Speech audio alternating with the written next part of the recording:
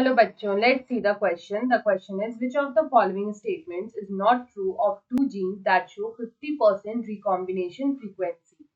यहाँ पे बोल रहा है इनमें से कौन सा स्टेटमेंट करेक्ट नहीं होगा फॉर टू सच जीन्स जिनमें यहाँ पे हमें 50% रिकॉम्बिनेशन फ्रीक्वेंसी देखने को मिल रही है। तो यहाँ पे हम लोग सबसे पहले इस क्वेश्चन का की कंसेप्ट देखेंगे कि what is the key concept of this question. तो यहाँ पे इस क्वेश्चन का जो की कंसेप्ट होगा उसमें हम लोग बात करेंगे अबाउट लिंक्ड जीन्स या फिर अबाउट द लिंकेज। तो यहाँ पे अगर हम लोग लिंकेज की बात करें तो लिंकेज जो होता है basically it was discovered by Morgan.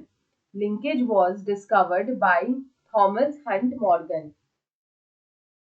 तो यहाँ पे अगर हम लोग लिंकेज के बारे में बात करें तो हम लोग यहाँ पे बोलेंगे कि it was discovered by Morgan. It was discovered by Morgan. तो यहाँ पे अगर हम लोग बात करें कि यहाँ पे जो मॉर्गन है उन्होंने यहाँ पे लिंकेज को डिस्कवर किया था। तो यहाँ पे जो लिंक्ड जीन्स होती हैं वो यहाँ पे सेम क्रोमोसोम में प्रेजेंट होती है। तो अगर यहाँ पे लिंकेज होगा तो लिंकेज जितना ज्यादा होगा, लिंकेज का जो होगा वो जितना ज्यादा होगा, जो रिकॉम्बिनेशन फ्रीक्वेंसी है, जो रिकॉम्बिनेशन फ्रीक्वेंसी है वो उतनी ही कम होगी, वो उतनी ज्यादा कम होगी। तो इस तरह का रिलेशन होता है between linkage and recombination frequency. तो यहाँ पे अगर हम लोग इस क्वेश्चन का फर्स्ट ऑप्शन देखें तो यहाँ पे लिखा है कि the genes show independent assortment. तो यहाँ पे हम देख सकते हैं कि यहाँ पे 50% जो है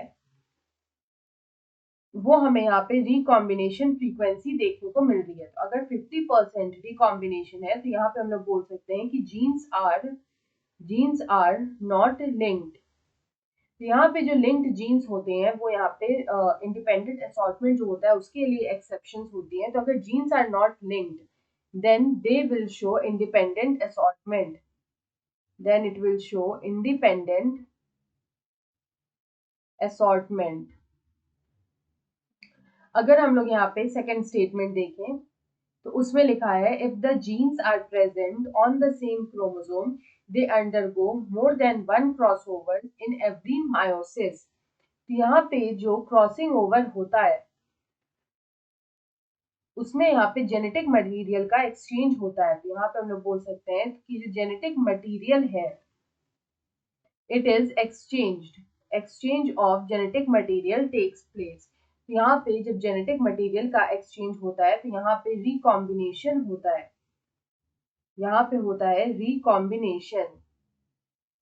यहाँ पे अगर genes are present on the same chromosome तो यहाँ पे क्रॉसिंग ओवर हो सकता है इन एवरी मायोसिस। मायोसिस में क्रॉसिंग ओवर होता है और ये क्रॉसिंग ओवर होता है in the pachytene stage. It happens in the pachytene stage of the meiosis. उसके बाद अगर हम लोग यहाँ पे थर्ड स्टेटमेंट को चेक करें तो उसमें लिखा है द जीन्स में बी ऑन डिफरेंट क्रोमोसोम। यहाँ पे क्योंकि रिकॉम्बिनेशन फ्रीक्वेंसी जो है वो हमें यहाँ पे 50% दे रखा है, क्योंकि यहाँ पे जो रिकॉम्बिनेशन फ्रीक्वेंसी 50% है इसलिए जो जीन्स है they may be located far from each other on the same chromosome. अगर सेम क्रोमोसोम पे भी वो प्रेजेंट है तो जो जीन्स है they are located far from each other और they are located on the different chromosome or they may be located on different chromosome। तो यहाँ पे यही दो पॉसिबिलिटी जो है वो यहाँ पे हो सकती है। तो हमारा ये स्टेटमेंट भी यहाँ पे करेक्ट होगा।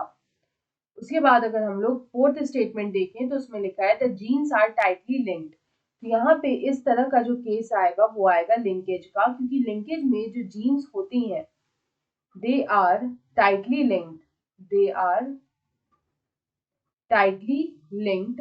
और अगर यहाँ पे टाइटली लिंक्ड होगा तो यहाँ पे जो रिकॉम्बिनेशन होगा, यहाँ पे जो रिकॉम्बिनेशन की जो फ्रीक्वेंसी होगी वो यहाँ पे 50% नहीं होगी बल्कि इट विल बी 0%।